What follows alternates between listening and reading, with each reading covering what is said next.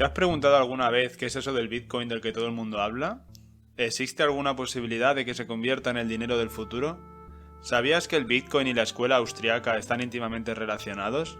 Si te gustaría saber un poco más sobre este apasionante tema, te recomiendo que te quedes hasta el final.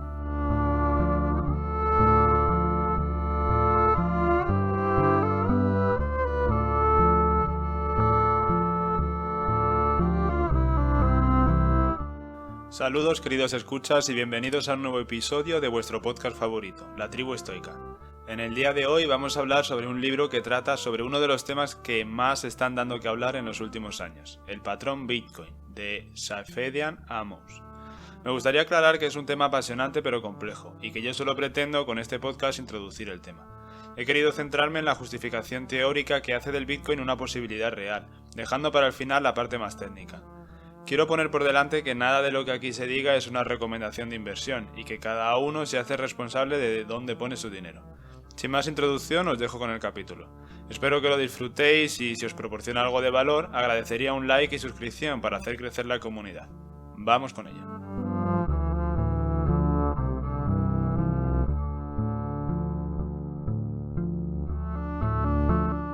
Para comprender el Bitcoin, primero debemos entender el dinero, pero no podemos entender este último sin antes conocer sus inicios, el trueque. El trueque es un intercambio de bienes o servicios y su característica más importante es que no existe un medio intermediario, es decir, el intercambio es directo. Sin embargo, el trueque o intercambio directo se abandonó o reservó para situaciones excepcionales, debido a otro instrumento que demostró ser mucho mejor, que no es otro que el dinero. El dinero puede cumplir tres funciones. La primera sería un medio de cambio. Algo que se puede cambiar por bienes y servicios, es decir, actuar de intermediario, cosa que no había en el trueque. La segunda es actuar como unidad de medida, es decir, sirve para medir el coste de las cosas. Por ejemplo, a día de hoy el Bitcoin en la mayoría de los lugares se mide en función del valor que tiene en dólares o en euros, no como un valor intrínseco. Por último, se utiliza como depósito de valor. Para mantener el valor del dinero debemos limitar su producción, ya que cuanto más se produzca un bien, es decir, aumente la oferta, si la demanda se mantiene igual, su precio baja. Este es un concepto importante sobre el que volveremos más adelante. Pero, ¿qué materiales mostraron ser adecuados para su uso como dinero? El oro, la plata y el cobre. Su utilización como monedas constituyó la principal forma de dinero durante unos 2500 años, desde la época del rey griego Creso, que fue el primero en acuñar monedas de oro, hasta en los inicios del siglo XX. Un pequeño inciso. Si quieres conocer una historia curiosa sobre Creso, te recomiendo mi podcast sobre el hombre más dichoso del mundo. Y volviendo a nuestro tema después de esta cuña publicitaria, las monedas permitieron la creación de grandes mercados, aumentando el ámbito de especialización y el comercio mundial. Una divisa sólida permite a la gente pensar a largo plazo y ahorrar e invertir de cara al futuro. Este ahorro e inversión a largo plazo constituyen la clave para la acumulación de capital y para el progreso de la civilización. No obstante, debemos tener presente que una moneda fácil de producir no es una moneda, y que el dinero fácil o débil no vuelve más rica a una sociedad. Al contrario, la empobrece, ya que pone toda su duramente ganada riqueza a la venta a cambio de algo fácil de producir. La civilización humana prosperó en momentos y lugares donde se adoptó ampliamente una moneda sólida, mientras que demasiado a menudo la adopción de una moneda poco sólida coincidió con el declive de la civilización y el colapso social. Veamos un ejemplo. En tanto que Roma pudo conquistar nuevas tierras con considerables riquezas, sus soldados y emperadores pudieron disfrutar del botín. Estos últimos incluso decidieron comprarse cierta popularidad al fijar por mandato precios artificialmente bajos de cereales y otros productos básicos, a veces hasta garantizándolos gratis. Pero cuando dejaron de conquistar tierras o no lo hicieron al ritmo requerido, la posibilidad de mantener esos precios era nula, y su retirada una medida demasiado impopular. Nerón, que gobernó entre los años 54 y 68 después de Cristo, encontró la fórmula para solucionar la cuestión, muy parecida a la propuesta por Keynes para solventar los problemas de Gran Bretaña y Estados Unidos después de la Primera Guerra Mundial. Esta solución era la devaluación de la moneda, que reduciría al mismo tiempo los salarios de los trabajadores, aliviaría la carga del gobierno en la subvención de productos básicos y proporcionaría más dinero para financiar otros gastos administrativos. Esto dio cierto alivio transitorio, pero puso en marcha el muy destructivo círculo que se retroalimenta. Empieza la furia popular, sigue el control de precios, continúa la degradación de la moneda y la subida de precios, y se sucede uno al otro con la previsible regularidad de las 4 estaciones, y si no que le pregunten a Venezuela. Pero volviendo a Roma. A medida que la inflación se intensificó en los siglos III y IV, con esta llegó el fallido intento de los emperadores de ocultarla al instaurar un sistema de control de precios en los productos de primera necesidad. Mientras las fuerzas del mercado procuraban adaptar los precios al alza en respuesta a la devaluación de la moneda, los precios máximos fijados impidieron estos ajustes de precios, lo que provocó que a los productores no les resultara rentable producir. A medida que los impuestos fueron subiendo y la inflación hizo que el control de precios fuera inviable, los habitantes de las ciudades comenzaron a huir hacia parcelas de tierras vacías donde por lo menos tenían la oportunidad de ser autosuficientes y eludir el pago de impuestos debido a su falta de ingresos. Sus descendientes pasaron a ser campesinos autónomos dispersos de forma aislada, que pronto se transformarían en siervos viviendo bajo el amparo de los señores feudales. Los impuestos y la inflación habían acabado con la riqueza y los ahorros de los habitantes de Europa. Nuevas generaciones de europeos llegaban al mundo sin la posibilidad de que sus mayores les transmitieran ninguna riqueza acumulada, y la ausencia de un solo patrón monetario de amplia aceptación restringía gravemente el ámbito de la actividad comercial, aislándose así las comunidades unas de otras y potenciándose el provincianismo, a medida que unas sociedades otrora volcadas al comercio, prósperas y civilizadas, caían en el oscurantismo de la servidumbre, de las enfermedades, de la estrechez de miras y de la persecución religiosa. Después del auge y el declive de Roma y del inicio de la Edad Media, vamos a dar un gran salto en el tiempo y llegar a la Primera Guerra Mundial, momento en el cual se comenzó la tendencia que llega hasta nuestros días. En retrospectiva, la principal diferencia entre la Primera Guerra Mundial y las anteriores guerras no fue ni geopolítica ni estratégica, sino más bien monetaria. Cuando los gobiernos estaban bajo el patrón oro, tenían control directo sobre los grandes depósitos del mineral, mientras que su gente lidiaba con recibos en papel del mismo. Sin embargo, para financiar el coste de la guerra, la facilidad con la que un gobierno podía emitir más papel moneda era demasiado tentadora en pleno conflicto bélico, y mucho más sencillo que subir impuestos a los ciudadanos. Al cabo de unas pocas semanas de que empezara la guerra, los principales contendientes habían suspendido la convertibilidad en oro, saliendo de forma efectiva del patrón oro y poniendo a su población bajo un patrón fiat, en el que el dinero que utilizaban era papel moneda emitida por el gobierno y que ya no era canjeable por oro. Durante el tiempo en que el gobierno pudo imprimir más dinero y mientras sus conciudadanos y los extranjeros aceptaron dicha divisa, se pudo seguir financiando la guerra. Pero rebobinemos un momento. ¿Qué es esto del patrón oro y del dinero fiat? El patrón oro significa que se usaban otros instrumentos como dinero, véanse monedas o billetes y otros materiales, pero que estaban sustentados en el banco por una cantidad específica de oro. Mientras se mantuviera este estándar, la cantidad de dinero en circulación estaba limitada por la cantidad de oro presente en los bancos, y cualquier individuo podía ir al banco y cambiar sus billetes por oro contante y sonante. Al dinero fiat se llega en el momento en el que se abandona el patrón oro, y los billetes y monedas imprimidos por los bancos centrales dejan de estar sustentados en las reservas de oro. Esto provoca que se pueda incrementar su oferta al gusto de los políticos, convirtiéndose de esta manera en un dinero extremadamente débil. Tiene el valor que tenga el gobierno que lo imprime. El problema no estribaba en el patrón oro, sino en que, después de la Primera Guerra Mundial, los gobiernos no quisieron regresar a las tasas de cambio del patrón oro de antes de la contienda. Si hubieran admitido frente a sus conciudadanos la magnitud de la devaluación que había tenido lugar por librar la guerra y hubiesen vinculado de nuevo sus divisas al oro con tasas actualizadas, lo más probable es que se hubiera registrado una recesión tras la cual la economía se hubiera recuperado sobre una sólida base monetaria. Pero no fue esto lo que ocurrió. Fue el abandono de una moneda sólida y su sustitución por dinero fiat emitido por el gobierno lo que convirtió a las economías más importantes del mundo en fracasos de planificación central del gobierno.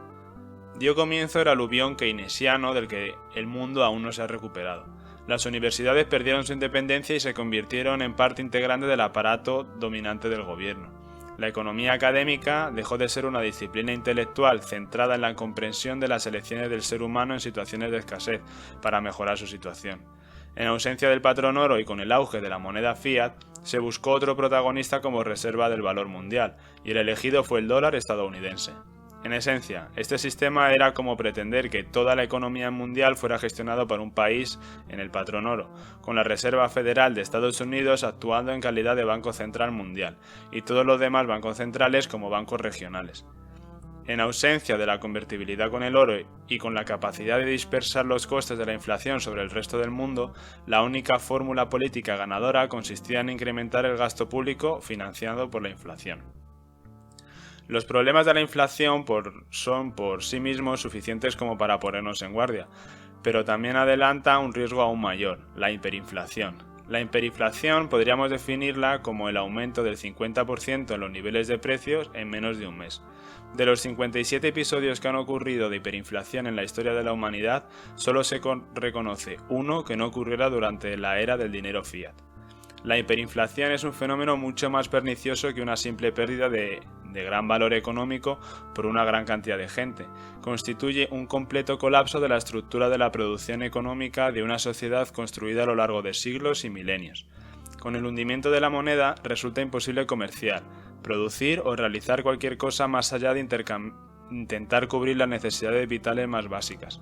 El constante aumento de la oferta significa una continua devaluación de la moneda, lo que supone expropiar la riqueza de los poseedores de la misma para beneficiar a quienes la emiten, así como a los primeros en recibirla.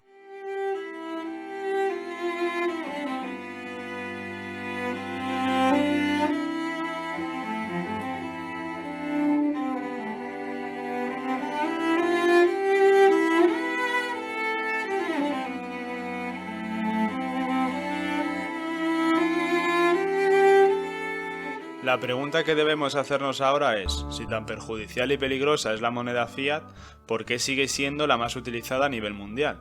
Varios son los motivos que mantienen el dinero gubernamental como principal moneda en nuestro tiempo. En primer lugar, los gobiernos exigen que los impuestos se paguen en su moneda, lo que significa que es muy probable que los ciudadanos la acepten, proporcionando así ventajas en su vendibilidad.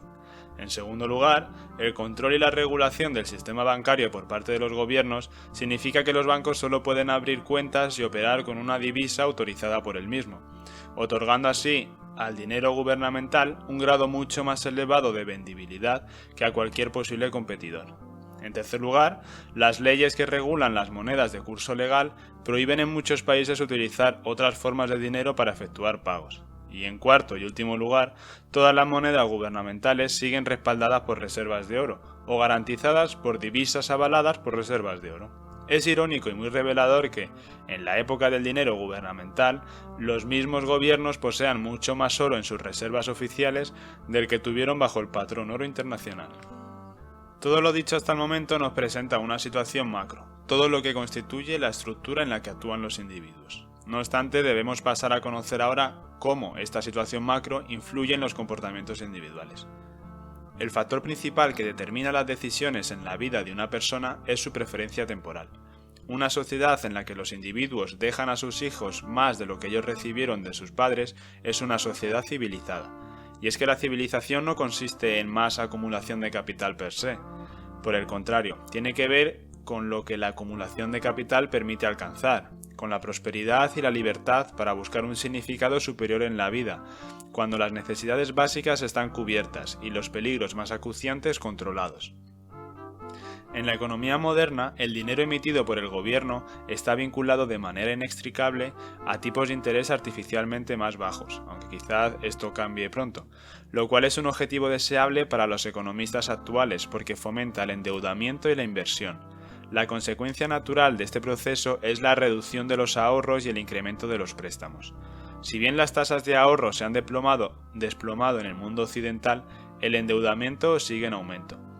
Cuando la alternativa a gastar dinero es ver cómo los ahorros van perdiendo valor con el tiempo, resulta mejor disfrutar gastándolo antes de que ese dinero pierda su valor. El hogar medio en Occidente está endeudado en más de un 100% de sus ingresos anuales, mientras que la carga total de la deuda de los diversos niveles de gobierno y de las familias supera varias veces el PIB, con importantes consecuencias. Tales números se han vuelto algo normal, puesto que los economistas keynesianos aseguran a los ciudadanos que la deuda favorece el crecimiento y que el ahorro daría lugar a la recesión. Resulta un signo irónico del grado de la ignorancia económica contemporánea, fomentada por los economistas keynesianos, el hecho de que se culpe al capitalismo, que es un sistema económico basado en la acumulación de capital del ahorro, de dar rienda suelta al consumo ostentoso, que es todo lo contrario a la acumulación de capital. Las generaciones actuales serán las primeras del mundo occidental en venir al mundo con menos capital que sus padres. En lugar de ser testigos de la acumulación de ahorros y del incremento de las reservas de capital, la generación presente tiene que pagar el creciente interés por su deuda y trabajar con más ahínco para sufragar los programas de ayudas sociales que apenas llegarán a disfrutar. al mismo tiempo que pagan impuestos más elevados y acusan mayores dificultades para ahorrar de cara a la vejez. El célebre fenómeno de la moderna desintegración de la familia no puede entenderse sin reconocer el papel del dinero inestable, que permite al Estado apropiarse de muchas de las funciones esenciales que la familia había venido desempeñando durante miles de años, y reduce el incentivo de todos los miembros de la unidad familiar para invertir en relaciones familiares a largo plazo. Recapitulemos lo oído hasta ahora. Hemos visto los problemas que tuvo el trueque y por qué se hizo necesaria la invención del dinero. A partir de ahí, hemos repasado los principales instrumentos utilizados y de qué manera Roma prosperó al tener una divisa fuerte y colapsó a debilitarla. Después de un gran salto temporal, destacamos el papel de la Primera Guerra Mundial a la hora de desconectar la economía del patrón oro, el nacimiento de la moneda fiat y el intento de utilizar el dólar estadounidense como nueva reserva de valor. Por último, acabamos de hablar de cómo esta situación macro provoca que los individuos cada vez consumen más, ahorren menos y se endeuden a niveles intergeneracionales. Toca explicar un último concepto antes de empezar con Bitcoin, que al final es el objetivo de este episodio. He hablado un par de ocasiones del keynesianismo, pero ¿qué es esto? Bien, el keynesianismo es una escuela económica llamada así en honor a su principal figura, John Maynard Keynes. Su tesis central es la siguiente. Siempre que tiene lugar una recesión o un aumento del nivel de desempleo, la causa es una caída en el nivel total de gasto, y la solución que tiene el gobierno es estimular el mismo, lo que a su vez incrementará la producción y reducirá el paro. Existen tres maneras de estimular el gasto total: aumentar la masa monetaria, incrementar el gasto público o reducir los impuestos. Esto último está, por lo general, mal visto por los keynesianos. Tener la capacidad de imprimir dinero, literal y figuradamente, incrementa el poder de cualquier gobierno, y como todos sabemos, cualquier gobierno busca todo lo que le dé más poder. Es por eso por lo que el keynesianismo es aceptado con los ojos cerrados por todos los gobiernos a lo largo y ancho del planeta. Frente al keynesianismo, y dejando para otro episodio a Milton Friedman, se encuentra la tradición clásica de la economía, que es la culminación de cientos de años de erudición en todo el mundo, hoy conocida comúnmente como la Escuela Austriaca, en honor a la gran generación de economistas de Austria en su época dorada anterior a la Primera Guerra Mundial.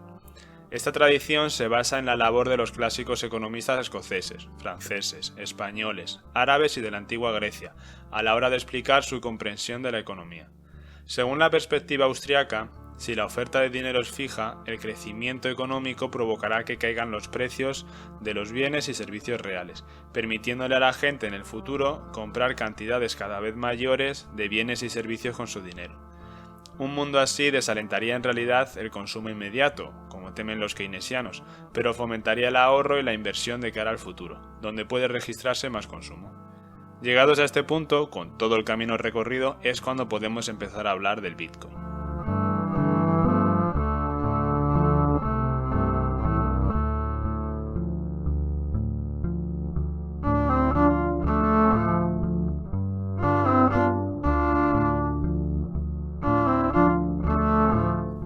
Bitcoin es una moneda sin gobierno, es decir, sin el respaldo de un Estado o un banco central, que lo que hace es automatizar las funciones de un banco central y las convierte en predecibles y prácticamente inmutables, mediante la programación de un código descentralizado entre miles de miembros de la red, ninguno de los cuales puede modificarlo sin el conocimiento del resto.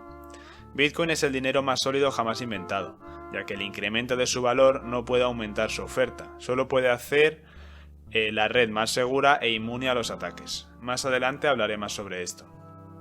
Con la previsión de una oferta absolutamente insensible a la demanda y sin ningún banco central gestionando la oferta, es probable que haya volatilidad, sobre todo en las fases tempranas, cuando la demanda varía de forma muy errática de un día para otro y los mercados financieros que tratan con Bitcoin son aún bisoños. Sin embargo, conforme crezca el tamaño del mercado, junto con la sofisticación y la profundidad de las instituciones financieras que tratan con Bitcoin, esta volatilidad acabará estabilizándose. Esto solo se logrará siempre y cuando un gran número de actores del mercado tengan bitcoins con la intención de retenerlos a largo plazo, esto es holdear, incrementando el precio del mercado de la oferta de bitcoins de forma significativa y posibilitando un gran mercado líquido con una sola parte de la oferta. Los intentos por llevar a cabo cambios importantes en su código conducirán casi de manera inevitable a la creación de una versión barata de Bitcoin, pero una que no puede recrear el equilibrio económico de los incentivos que mantienen Bitcoin operativo e inalterable. Estas versiones alternativas del Bitcoin reciben el nombre de altcoin. Siendo básicamente imitaciones muy fáciles de recrear, ninguna altcoin disfruta del lujo de la demanda del mundo real, por lo que deben construirla e incrementarla de forma activa. Esta es la razón por la que prácticamente todas las altcoins tienen un equipo encargado de la gestión de las mismas. Comienzan el proyecto, la comercializan, diseñan el material de marketing y enchufan comunicados de prensa a los medios como si fueran noticias, al mismo tiempo que cuentan con la ventaja de minar un gran número de monedas en el primer momento, antes de que nadie haya oído hablar de la moneda. La concentración de la tenencia de monedas, la capacidad de procesamiento y la capacidad de programación en manos de un grupo de personas que en realidad son socios de una empresa contradice el objetivo de utilizar una estructura blockchain. Bitcoin solo puede formular esta alegación tras crecer en las profundidades de Internet durante 9 años sin el control de ninguna autoridad, así como de repeler con gran habilidad algunas campañas coordinadas y bien financiadas para alterarlo. Estas circunstancias siembran una más que justificada duda sobre estas altcoins, pues aunque se comercien en las mismas plataformas que Bitcoin, parece que, al menos la mayoría de ellas, se benefician del tirón de Bitcoin sin compartir prácticamente nada de su funcionamiento o principios, apoyando la idea de que existe una gran burbuja en este sector. Esto no quiere decir que no se haya producido cambios en el código de Bitcoin desde el inicio, pero los únicos cambios que se han producido hasta la fecha han sido operacionales y permiten que la red funcione de forma más eficiente, pero no se han producido cambios que alteren la esencia del funcionamiento de la moneda. El autor cree que el destino final del Bitcoin será convertirse en el dinero de alta potencia, que sirva como moneda de reserva a los bancos que emiten su propio efectivo digital, no como moneda de uso principal. Es decir, sería algo así como el oro, por eso el cambio del patrón oro al patrón Bitcoin. Para que Bitcoin siga creciendo, se tendría que encontrar soluciones al procesamiento de pagos gestionadas fuera de la blockchain de Bitcoin, soluciones que están emergiendo al margen de la rutina de los mercados competitivos. Y es que la tecnología blockchain, en la medida en que existe, no es un modo eficaz o barato de realizar transacciones por Internet. En realidad, es sumamente ineficaz y lento comparado con soluciones centralizadas. La única ventaja que ofrece es que elude la necesidad de confiar en la mediación de una tercera parte. Para las personas que desean utilizar Bitcoin como depósito de valor digital a largo plazo, o para quienes quieren realizar transacciones importantes sin tener que someterse a un gobierno represor, las altas comisiones por transacción son un precio que bien vale la pena pagar, aunque desde que se escribiera el libro hasta ahora ha habido un gran avance en este respecto. Para ello recomiendo el podcast de Lunatic Coin para estar al día. Para ir terminando, voy a hacer un repaso rápido de algunos conceptos básicos sobre la cadena de bloques, pero teniendo en cuenta que es superficial y sirve solo de introducción. Bien, podríamos ver la cadena de bloques como si fuera una hoja de cálculo online. Cada individuo o nodo tiene una copia de esa hoja y si uno la actualiza, se actualizan todas. Pero bueno, esto no es del todo correcto, pues para que la actualización sea aceptada se necesita un consenso del 51% de los nodos.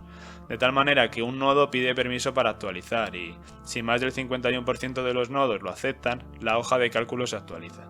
Es así como se produce el minado o la creación de Bitcoin. Todos los mineros compiten por crear un bloque que se hace cada 10 minutos. La competencia consiste en resolver un problema matemático o prueba de trabajo que es difícil de resolver, es decir, requiere poder de procesamiento, que al final es electricidad para tener operativos ordenadores potentes, pero es fácil de verificar. El primero que encuentre la solución lo manda a la red, y el resto de nodos pueden verificarlo sin apenas esfuerzo. Si resulta satisfactoria esta confirmación, se cambia la hoja de cálculo, y el nodo que lo resolvió obtiene bitcoins como pago. Un aspecto importante es que cada vez que pasan los años, los problemas son cada vez más difíciles, es decir, requieren más poder de procesamiento, y la recompensa es cada vez menor. Se divide a la mitad cada 4 años. Por otro lado, cambiando de tema, si alguien quisiera conseguir obtener el 51% de los nodos, obtendría la capacidad de hacer acciones fraudulentas y aprobar transacciones que lo beneficien, pero al acabar con la seguridad de la blockchain, el mismo Bitcoin dejaría de tener sentido, perdiendo todo su valor. Por lo tanto, habría conseguido acabar con Bitcoin, pero no beneficiarse en el camino. Bitcoin tendría valor mientras su funcionamiento en la blockchain siga siendo el correcto. Y bueno, lo vamos a dejar por aquí. Es un tema apasionante y sumamente complejo, y el podcast ya me está quedando más largo de lo que me gustaría.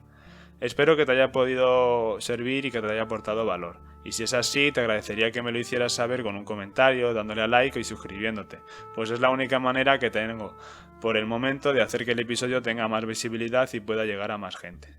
Como siempre digo, yo te he destacado los aspectos que he creído más importantes, pero si quieres tener una idea propia, te recomiendo que leas el libro. Y sin más, me despido. Un saludo, estoicos.